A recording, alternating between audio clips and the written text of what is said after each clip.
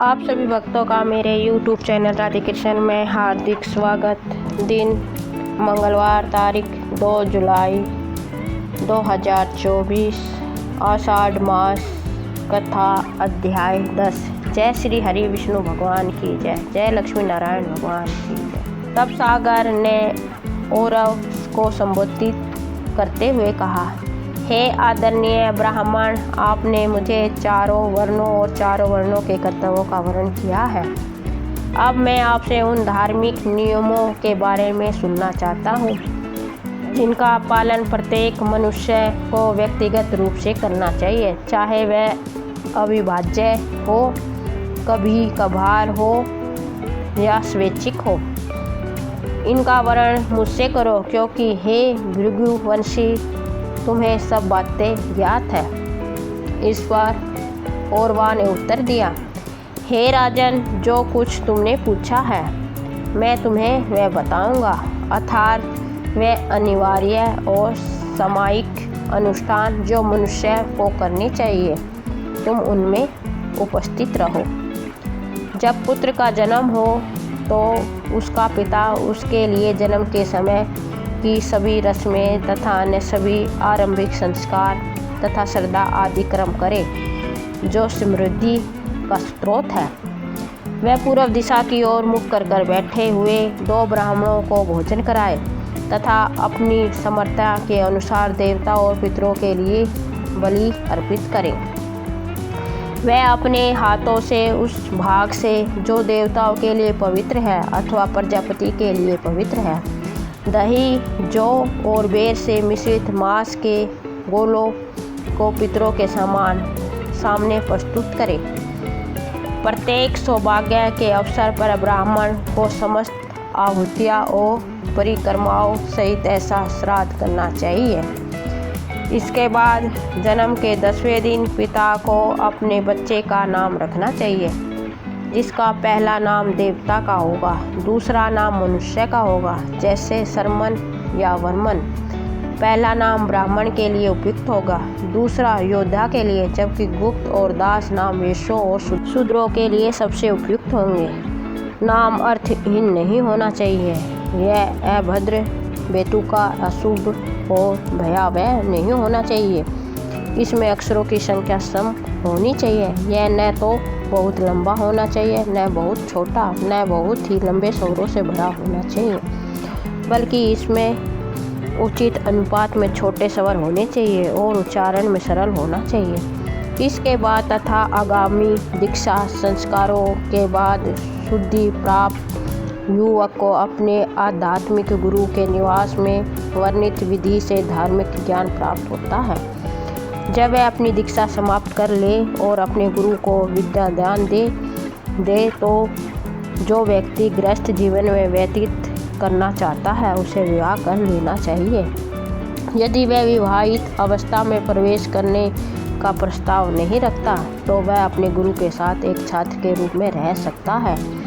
पहले उस आशय की प्रतिज्ञा कर सकता है और अपने गुरु और गुरुओं के वंशजों की सेवा में खुद को लगा सकता है, या वह तुरंत एक सन्यासी बन सकता है, या अपने मूल निर्णय के अनुसार धार्मिक भिक्षु का आदेश अपना सकता है। यदि वह विवाह करे तो उसे ऐसी युवती का चयन करना चाहिए जो उसकी आयु की 1/3 हो, जिसके बाल बहुत अधिक न हो लेकिन बिल्कुल भी न हो, जो न हो बहुत काली हो या न बहुत पीली हो, और जो जन्म से ही अपंग या विकलांग न हो। वह ऐसी कन्या से विवाह न करे जो दुष्ट या अस्वस्थ हो, नीच कुल की हो, रोगग्रस्त हो, जिसका पालन पोषण खराब हुआ हो, जो अनुचित बातें बोलती हो। वह व्यक्ति जिसे पिता या माता से कोई बीमारी विरासत में मिली हो, वह व्यक्ति जिसकी दाढ़ी हो या जो पुरुष जैसा दिखता हो, वह व्यक्ति जो मोटा या पतला बोलता हो या कौवे की तरह टटराता हो, वह जो अपनी आंखें बंद रखती हो या जिसकी आंखें बहुत उभरी हुई हो, जिसके पैरों में बाल हो या टखने मोटे हो, या जिसके हंसते समय गालों पर गड्ढे पड़ते हो। कोई भी बुद्धिमान और विवेकशील व्यक्ति ऐसी लड़की से विवाह न करे।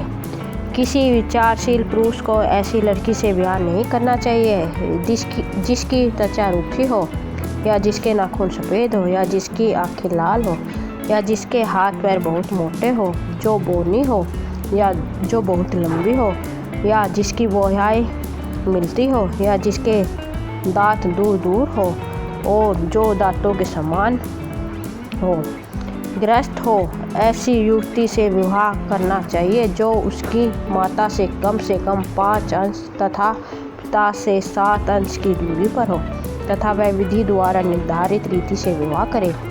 विवाह के 8 प्रकार हैं: ब्रह्मा, देव, आश्रय, प्रजापति, असुर, गंधर्व, राक्षस और पिशाच। इनमें से अंतिम विवाह सबसे निकृष्ट है, किंतु जिस जाति को प्रेरित ऋषियों ने इनमें से किसी भी एक प्रकार का विवाह वेद बताया गया है, उसे अन्य किसी प्रकार से विवाह नहीं करना चाहिए। जो गृहस्थ अपने साथ समान धार्मिक और नागरिक कर्तव्यों से जुड़ी स्त्री का वर्ण करता है तथा उसके साथ अपने राज्य के कर्तव्यों का निर्वहन करता है, उसे ऐसी पत्नी से महान लाभ प्राप्त होता। सदाचार या गृहस्थ के शाश्वत दायित्व: दैनिक शुद्धिकरण, स्नान, अर्घ और आहुति, आतिथ्य, अंतिम संस्कार, भोजन के समय सुबह और शाम की पूजा में और विश्राम करने से पहले किए जाने वाले अनुष्ठान। सागर ने पुण्य और वे से कहा, हे मुनि, मुझे गृहस्थ के निश्चित व्रत बताइए जिनका पालन करने से वह इस लोक पर परलोक में भी कभी तिरस्कृत नहीं होगा। और वे ने इस प्रकार उत्तर दिया, हे राजन, उन नित्य व्रतों का वर्णन सुनो जिनके पालन से दोनों लोग वश में हो जाते हैं। जो लोग साधु कहलाते हैं वह सभी दोषों से मुक्त होते हैं, और सत शब्द का अर्थ भी यही है। यह साधु वो जो आचरण या अनुष्ठान करते हैं उन्हें सदाचार कहते हैं, अर्थात पवित्र लोगों के अनुष्ठान। 7 ऋषि अर्थात मनु वे हैं जिन्होंने इन अनुष्ठानों का आदेश दिया है तथा इनका पालन भी किया है।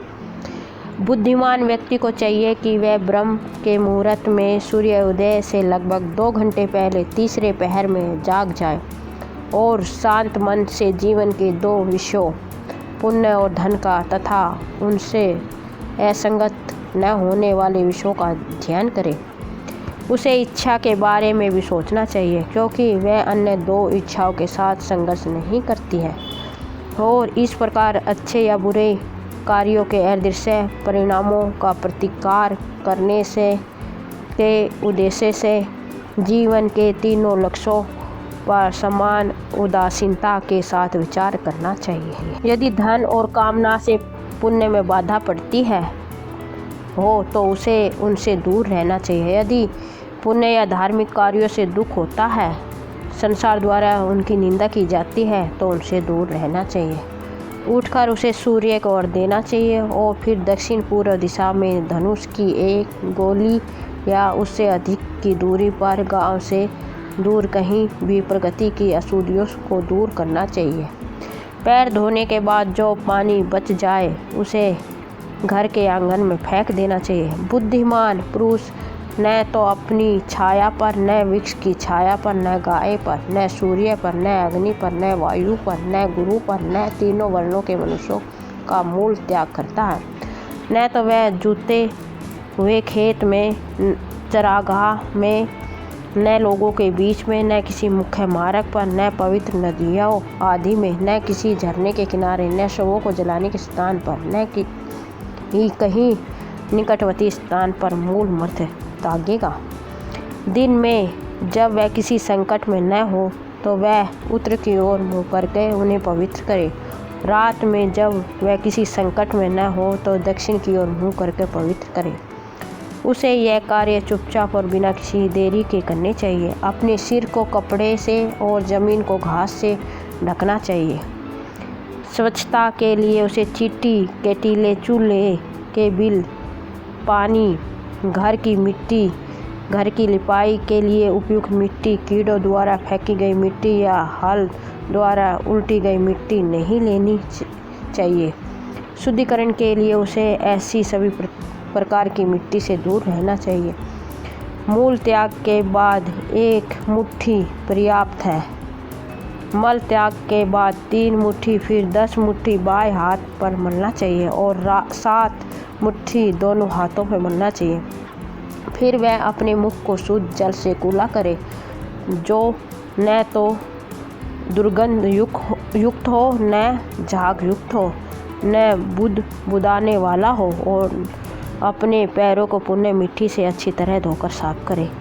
वह 3 बार जल पिए और उससे अपना मुंह 2 बार धोए और फिर उससे अपने सिर और आँखों, कानों और नासिका और माथे और नाभि और हृदय का स्पर्श करे। अंत में अपना मुंह धोने के बाद व्यक्ति को अपने बालों का साफ करना चाहिए, उन्हें सजाना चाहिए या गिलास के सामने अपने शरीर को उपटन, माला और इत्र से सजाना चाहिए। फिर उसे अपनी जाति की रीति के अनुसार जीविका के लिए धन अर्जित करना चाहिए और दृढ़ विश्वास के साथ देवता की पूजा करनी चाहिए। अमल रस से किया हुआ हवन, घृत से किया हुआ हवन तथा अन्न से किया हुआ हवन, यह सब धन के समान है। अतः मनुष्य को इन प्रयोजनों के लिए धन अर्जित करने में प्रयत्न करना चाहिए। सभी स्थापित भक्ति अनुष्ठानों की तैयारी के रूप में गृहस्थ को नदी, तालाब, प्रकृति चैनल या पहाड़ी झरने के पानी में स्नान करना चाहिए, या वह सूखी जमीन पर किसी कुएं से या नदी से अन्य स्रोत के लिए गए पानी से स्नान कर सकता है, जहां उस स्थान पर स्नान करने पर कोई आपत्ति हो। स्नान करके स्वस्थ वस्त्र धारण करके वह देवता और ऋषियों तथा पितरों को श्रद्धापूर्वक अर्घ्य दे तथा अपने हाथ के अंगों को पवित्र रखे। देवताओं को प्रसन्न करने के लिए उसे 3 बार जल छिड़कना चाहिए। ऋषियों को प्रसन्न करने के लिए उतनी ही बार जल छिड़कना चाहिए तथा प्रजापति को प्रसन्न करने के लिए 1 बार जल छिड़कना चाहिए तथा पितरों को संतुष्ट करने के लिए उसे 3 बार अर्घ्य भी अर्पित करना चाहिए। फिर अपने हाथ के पवित्र भाग से अपने दादा और परदादा, अपने नाना परदादा और अपने पिता को जल अर्पित करना चाहिए और अपनी इच्छा से अपनी माँ और अपनी माँ की माँ, दादी को, अपने गुरु की पत्नी को, अपने गुरु, अपने मामा, अन्य रिश्तेदारों को, किसी प्रिय मित्र को और राजा को, देवताओं तथा अन्य वस्तुओं को अर्घ्य देने के बाद वह समस्त प्राणियों के लाभ के लिए अपनी इच्छा अनुसार अन्य अर्घ्य भी दे तथा धीमे स्वर में यह प्रार्थना करें। देवता, दानव, यक्ष, सर्प, राक्षस, गंधर्व, पिशाच, ग्राक्ष, सिद्ध, कुष्मांड, वृक्ष, पक्षी, मछलियाँ, जल, पृथ्वी या वायु में रहने वाले सभी प्राणी मेरे द्वारा अर्पित जल से तृप्त हो। यह जल मैंने उन सभी लोगों के कष्टों के निवारण के लिए दिया है जो नरक के लोकों में कष्ट भोग रहे हैं, जो मेरे कुटुंबी हैं और जो मेरे कुटुंबी नहीं है, और जो पूर्व जन्म में मेरे संबंधी है तथा जो मुझसे अर्घ्य चाहते हैं, वे सब इस जल से तृप्त हो।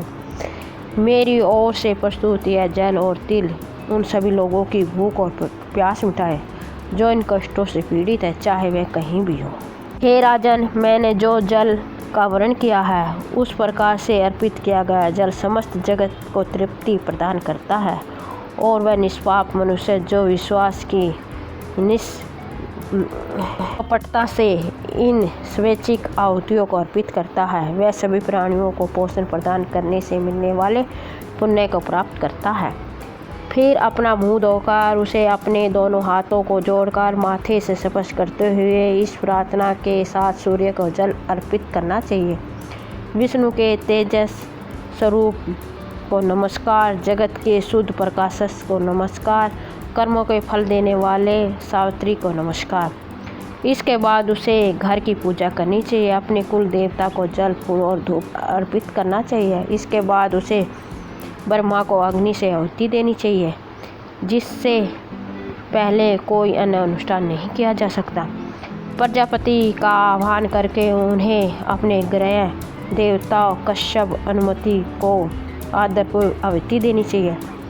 शेष हवि को वह अपने पास घड़े में रखकर पृथ्वी पर जल के लिए, वर्षा के लिए अपने घर के द्वार पर दात्री और विदात्री को तथा घर के बीच में ब्रह्मा को अर्पण करे। बुद्धिमान पुरुष को चाहिए कि वह शेष हवि को इंद्र, यम, वरुण और सोम को अपने निवास के चारों दिशाओं में पूर्व और शेष दिशाओं में अर्पित करे तथा ईशान कोण में धन्वंतरी को अर्पित करे।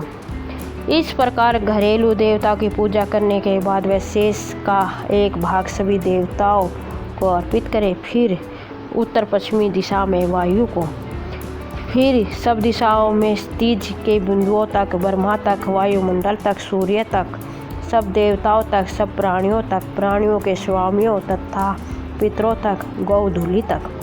फिर गृहस्थ को अन्न चावल लेकर उसे अपनी इच्छा अनुसार किसी स्वच्छ भूमि पर डाल देना चाहिए तथा उसे सभी प्राणियों के लिए अर्पण करना चाहिए तथा एकाग्र मन से यह प्रार्थना दोहरानी चाहिए। देवता, मनुष्य, पशु, पक्षी, मुनि, यक्ष, सर्प, राक्षस, भूत, प्रेत, वृक्ष सभी जो मेरे द्वारा दिए गए भोजन की इच्छा रखते हैं, चींटियाँ, कीड़े पतंगे और अन्य कीड़े मकोड़े जो भूखे हैं और कर्मों के बंधन में बंधे हैं, वह सभी मेरे द्वारा छोड़े गए भोजन से तृप्ति प्राप्त करें और सुख का आनंद लें। जिनके न माता है, न पिता है, न संबंधी है, न भोजन है, न उसे पकाने का साधन है, वह भी उसके लिए प्रस्तुत भोजन से संतुष्ट और प्रसन्न हुई। क्योंकि सभी प्राणी यह अन्न में और भगवान विष्णु एक दूसरे से भिन्न नहीं है, इसलिए मैं उनके निर्वाह के लिए वह अन्न देता हूँ जो सभी प्राणियों के शरीर से अभिन्न है। 14 प्रकार के समस्त प्राणी मेरे द्वारा तृप्ति के लिए दिए गए भोजन से तृप्त होकर प्रसन्न हो। यह प्रार्थना करने के बाद भक्त पुरुष को सभी प्रकार के प्राणियों के पोषण के लिए भोजन को भूमि पर फेंक देना चाहिए, क्योंकि गृहस्थ ही उन सभी का पालन पोषण करता है। उससे कुत्ते, बहिष्कृत लोगों, पक्षियों तथा सभी पतित और पतित व्यक्तियों के लिए भोजन भूमि पर बिखेर देना चाहिए। गृहस्थ को संध्या के समय अपने आंगन में जब तक रहना चाहिए जब तक गाय का दूध दुहा जा सके, या यदि वह चाहे तो उससे अधिक समय तक अतिथि के आगमन की प्रतीक्षा में रहना चाहिए। यदि ऐसा कोई व्यक्ति आए तो उसका सत्कार करना चाहिए, उसे बैठाने के लिए स्थान देना चाहिए, उसके पैर धोए जाने चाहिए, उसे आदरपूर्वक भोजन दिया जाना चाहिए, उसके साथ शिष्टापूर्वक और विनम्रतापूर्वक बात की जानी चाहिए तथा वह विदा हो तो उसके मेजबान द्वारा उसे मित्रतापूर्वक शुभकामनाओं के साथ विदा किया जाना चाहिए। गृहस्थ को सदैव ऐसे अतिथि पर ध्यान नहीं देना चाहिए जो उसी गांव का निवासी न हो बल्कि दूसरे स्थान से आया हो तथा जिसका नाम और वंश अज्ञात हो। जो व्यक्ति स्वयं भोजन करता है तथा अतिथि सत्कार के अभाव में दीनहीन और मित्रहीन परदेशी की उपेक्षा करता है, वह नरक में जाता है। ब्रह्मा को जानने वाला गृहस्थ व्यक्ति अतिथि का आदर करे, उसकी शिक्षा, विद्यालय, आचरण या जाति के बारे में पूछे बिना। गृहस्थ को चाहिए कि नित्य श्राद्ध के समय अपने ही देश का जिसका कुल और रीति रिवाज ज्ञात हो तथा जो पंच संस्कारों से संपन्न करता हो, दूसरे ब्राह्मण का भी आतिथ्य है। इसी प्रकार उसे वेदों से ज्ञाता ब्राह्मण को 4 मुट्ठी अन्न भेंट करना चाहिए तथा उसे हंता कहकर अलग रखना चाहिए तथा उसे भिक्षुक धार्मिक विद्यार्थी को 3 मुट्ठी चावल देना चाहिए, अथवा जब उसके पास पर्याप्त साधन हो तो अपनी इच्छा अनुसार देना चाहिए। यह सब पूर्व वर्जित भिक्षु सहित अतिथि मानने जाने चाहिए और जो इन 4 प्रकार के व्यक्तियों का आतिथ्य करता है वह अपने साथियों के ऋण से मुक्त हो जाता है।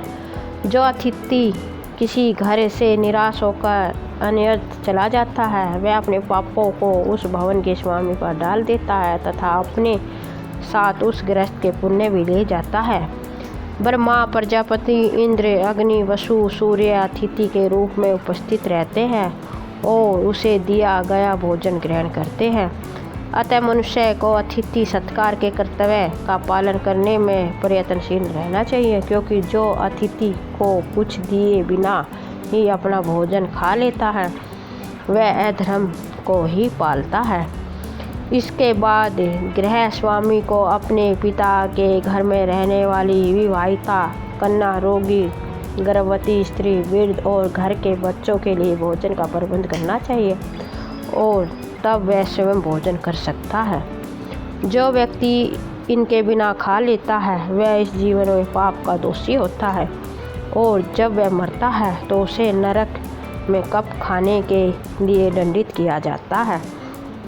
अतः जो व्यक्ति बिना स्नान किए भोजन करता है उसे नरक में गंदगी से भर दिया जाता है और जो व्यक्ति अपनी प्रार्थनाओं को नहीं दोहराता उसे मल और रक्त से भर दिया जाता है। जो व्यक्ति पवित्र न किया हुआ भोजन खाता है उसे मूत्र से भर दिया जाता है और जो व्यक्ति बच्चों और अन्य लोगों के भोजन करने से पहले भोजन करता है उसे टराटस में मल से भर दिया जाता है। अतः हे राजाओं के राजा, सुनिए कि गृहस्थ को किस प्रकार भोजन करना चाहिए जिससे कि भोजन करने से कोई पाप न लगे, जिससे कि स्वास्थ्य और शक्ति की वृद्धि हो तथा सभी बुराइयां और शत्रुता प्रचंड तंत्र टल जाए। गृहस्थ को चाहिए कि वे स्नान करके देवता और पितरों को अर्घ्य देकर अपने हाथों को रत्नों से सजाकर भोजन करें। प्रारंभिक प्रार्थना को दोहराने, अग्नि में आहुति देते, अतिथियों, ब्राह्मणों, अपने बड़ों और अपने परिवार को भोजन कराने के बाद उसे एक भी वस्त्र पहने हुए या गीले हाथ पैरों के साथ भोजन नहीं करना चाहिए, बल्कि स्वस्थ वस्त्र पहने हुए, सुगंधित पदार्थ लगाए हुए और फूलों की माला पहने हुए भोजन करना चाहिए। उसे क्षितिज के किसी मध्यवर्ती बिंदु की ओर अपना मुख करके नहीं बल्कि पूर्व या उत्तर की ओर मुख करके भोजन करना चाहिए और इस प्रकार मुस्कुराते हुए चेहरे के साथ प्रसन्न हो सावधान होकर उसे अच्छी गुणवत्ता का स्वास्थ्यवर्धक स्वच्छ जल में उबला हुआ, किसी नीच व्यक्ति से प्राप्त न किया हुआ, न अनुचित साधनों से प्राप्त किया हुआ, न ही अनुचित तरीके से पकाया हुआ भोजन ग्रहण कराना चाहिए। अपने भूखे साथियों को भोजन का एक हिस्सा देकर उसे बिना किसी झिड़की के स्वच्छ सुंदर बर्तन में भोजन कराना चाहिए, जिसे किसी छोटी चौकी या पलंग पर नहीं रखना चाहिए। उसे अनुपयुक्त स्थान पर अनुचित मौसम में या असुविधाजनक स्थिति में भोजन नहीं कराना चाहिए, न ही उसे अपना भोजन पहले आग में डालना चाहिए। उसका भोजन उपयुक्त ग्रंथों के साथ पवित्र होना चाहिए, यह अपनी तरह का अच्छा होना चाहिए और यह बासी नहीं होना चाहिए। फल या मांस के मामले को छोड़कर न ही यह बेर या गुड़ से बने पदार्थों के अलावा सूखे वनस्पति पदार्थों से बना होना चाहिए। लेकिन किसी व्यक्ति को कभी भी वह नहीं खाना चाहिए जिसका रस निकाला गया हो। न किसी व्यक्ति को इस तरह खाना चाहिए कि उसके खाने का कोई शेष न बचे। केक, शहद, पानी, दही और मक्खन के वह एकाग्रित होकर पहले मीठी चीज़ों का स्वाद ले, बीच में वह नमकीन और खट्टी चीज़ें ले और अंत में तीखी और कड़वी चीज़ें ले। जो व्यक्ति अपने भोजन की शुरुआत तरल पदार्थों से करता है, फिर ठोस आहार लेता है तथा भोजन का अंत भी तरल पदार्थों से करता है, वह सदैव मजबूत और स्वस्थ रहेगा। इस प्रकार वह बिना किसी दोष के मौन होकर संतुष्ट होकर भोजन करे और बिना कुछ बोले प्राण के पोषण के लिए 5 मुट्ठी भोजन ग्रहण करे। पर्याप्त भोजन करने के बाद गृहस्थ को पूर्व या उत्तर की ओर मुख करके कूला करना चाहिए तथा पुनः पानी पीकर कलाई से नीचे तक हाथ धोने चाहिए। फिर प्रसन्न और शांत मन से उसे बैठना चाहिए और अपने कुल देवता को स्मरण करना चाहिए और फिर उसे इस प्रकार प्रार्थना करनी चाहिए। वायु से उत्तेजित अग्नि इस भोजन को इस शरीर के पार्थिव तत्वों में परिवर्तित कर दे तथा आकाशीय वातावरण द्वारा स्थान में इसे पचा दे तथा मुझे तृप्ति प्रदान करे। यह भोजन मेरे शरीर की पृथ्वी, जल, अग्नि और वायु को शक्ति प्रदान करे तथा मुझे अमिश्रित तृप्ति प्रदान करे। अग्नि और जठराग्नि मेरे द्वारा खाए गए अन्न को पचाए, वह मुझे उस अन्न के पोषक रूप में परिवर्तित होने के से मिलने वाले सुख प्रदान करे तथा मेरे रूप को सदैव आरोग्य प्रदान करे। भगवान विष्णु जो समस्त शरीर और इंद्रियों के मूल हैं, मेरी उन पर श्रद्धा से प्रसन्न हो और मैंने जो शक्तिवर्धक भोजन खाया उसे पचाने में उनकी सहायता करे, क्योंकि वास्तव में विष्णु ही भक्षक, भोजन और पोषक है और इस विश्वास के द्वारा मैंने जो खाया है वह पच जाए। इस प्रार्थना को दोहराकर गृहस्थ को अपने हाथ से अपना पेट रगड़ना चाहिए तथा आलस्य के बिना ऐसे अनुष्ठान करने चाहिए। इनसे शांति मिले तथा दिन को ऐसे मनोरंजनों में व्यतीत करना चाहिए जो धर्म ग्रंथों में अधिकृत हो तथा जो धर्मात्माओं के आचरण के प्रतिकूल न हो तथा संध्या तक पवित्र ध्यान में संलग्न रहना चाहिए। संध्या के समय दिन के अंत में उसे सूर्य के पूरी तरह से अस्त होने से पहले ही सामान्य अनुष्ठान संपन्न कर लेना चाहिए तथा प्रातःकाल में उसे तारों के अदृश्य होने से पहले ही यह अनुष्ठान संपन्न कर लेना चाहिए। सुबह और शाम के अनुष्ठानों की कभी भी अपेक्षा नहीं की जानी चाहिए, सिवाय अशुद्धता, चिंता, बीमारी या भय के समय को छोड़कर। जो व्यक्ति सूर्योदय से पहले उठ जाता है या सूर्यास्त के समय सो जाता है, जब तक कि वह बीमारी आदि के कारण न हो, वह पाप का भागी होता है, जिसके लिए प्रायश्चित ही आवश्यकता होती है। अतः मनुष्य को चाहिए कि वह प्रातःकाल सूर्योदय से पहले उठे और सूर्यास्त के बाद सोए। जो लोग पापवश प्रातः और साय दोनों ही सेवा को छोड़कर देते हैं, मृत्यु के बाद अंधकार रूपी नरक में जाते हैं। फिर सायकाल समय पुण्य भोजन तैयार करके गृहस्थ की स्त्री वेश सब देव अनुष्ठान का फल प्राप्त करने के लिए बिना प्रार्थना के पतित, पावन और अशुद्ध आत्माओं को भोजन दे। गृहस्थ को चाहिए कि वह अपनी समर्था के अनुसार आने वाले अतिथि का सत्कार करे, संध्या वंदन, जल, आसन, भोजन तथा शयन आदि से उसका स्वागत करे। सूर्यास्त के बाद आने वाले अतिथि का आतिथ्य करने से इनकार करने का पाप दिन में आने वाले अतिथि को लौटा देने से 8 गुना अधिक पाप है। इसलिए मनुष्य को चाहिए कि वह शाम के समय उसके पास शरण लेने आए व्यक्ति का विशेष रूप से आदर करे, क्योंकि जो ध्यान उसे प्रसन्नता कराता है उससे सभी देवता प्रसन्न होते हैं। अतः गृह स्वामी को चाहिए कि अपनी समर्था के अनुसार अतिथि के लिए भोजन, साग सब्जी, जल, बिस्तर, चटाई अथवा आदि वह इससे अधिक कुछ न कर सके तो लेटने के लिए भूमि उपलब्ध कराए। शाम का भोजन कराने के बाद तथा अपने पैर धोने के बाद गृहस्थ को विश्राम करना चाहिए। उसका बिछौना पूरा हो और लकड़ी का बना होना चाहिए। वह कम या टूटा हुआ या असमान या गंदा या कीड़ों से भरा हुआ नहीं होना चाहिए, न ही बिस्तर के बिना होना चाहिए और उसे अपने सिर को या तो पूर्व या दक्षिण में रखकर सोना चाहिए। कोई भी अन्य स्थिति अस्वस्थवर्धक होती है। उचित समय पर, शुद्ध नक्षत्र, शुभ मुहूर्त में, सम रात्रि में यदि पत्नी अशुद्ध, रोगी, अस्वस्थ, विरक्त, क्रोधी, गर्भवती, भूखी आदि पेट वाली न हो तो पुरुष को अपनी पत्नी के पास जाना चाहिए। उसे ऐसी सभी खामियों से मुक्त होना चाहिए। साफ सुथरे कपड़े, श्रृंगार से सुसज्जित होना चाहिए, कोमलता और स्नेह से भरा होना चाहिए। कुछ ऐसे दिन हैं जिनमें मलहम मास और स्त्रियाँ अवैध है, जैसे 8वां और 14वां चंद्र दिवस, अमावस्या, पूर्णिमा तथा सूर्य का एक नए राशि में प्रवेश। इन अवसरों पर बुद्धिमान व्यक्ति अपनी शुद्धता को नियंत्रित कर लेगा तथा पवित्र शास्त्रों के अनुसार देवता की पूजा, ध्यान और प्रार्थना में अपने को व्यस्त रखेगा। और जो व्यक्ति इनसे बिना आचरण करेगा वह नरक में जाएगा, जहाँ मल ही उसका भोजन होगा। कोई भी व्यक्ति अपनी इच्छाओं को असोध्य से उत्तेजित न करे, न ही अपकृति वस्तुओं से सार्वजनिक या पवित्र स्थानों पर उन्हें तृप्त करे। वह किसी दूसरे की पत्नी के विषय में असीमित विचार न करे और न ही इससे इस प्रकार बातें करे, क्योंकि ऐसा मनुष्य भविष्य में रेंगने वाले कीड़े के रूप में जन्म लेगा। जो वह विचार करता है उसे इस लोक में तथा परलोक में दोनों जगह दंड मिलता है, क्योंकि इस संसार में उसके दिन कम हो जाते हैं और जब वह मर जाता है तो नरक में जाता है। इस प्रकार विचार करके पुरुष को अपनी पत्नी के पास उचित समय पर या अन्य समय पर जाना चाहिए। जय श्री हरि विष्णु भगवान की जय। आपको मेरा वीडियो कैसा लगा कमेंट बॉक्स में अवश्य बताएं। मेरे वीडियो को लाइक, शेयर और चैनल को सब्सक्राइब करें। धन्यवाद। जय श्री हरि विष्णु भगवान की जय।